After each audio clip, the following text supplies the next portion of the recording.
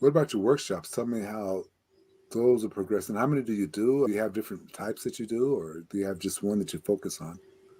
Yes, yeah, we do several different types of workshops, and it's not just me, it's we have a team of people who do them for the company. And in terms of the organization, so some organizations just want straight coaching, not necessarily workshops because they have other partners.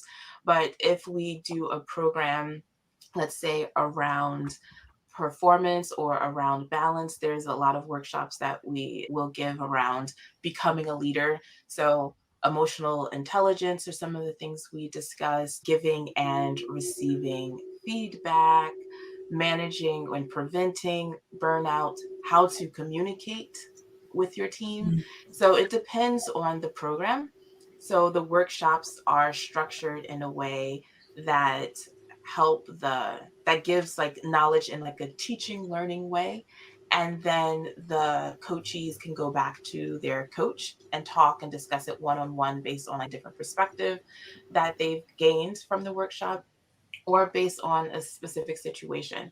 So the workshops we give vary based on the company, the program that we're working towards. I like that. Yeah. Yeah.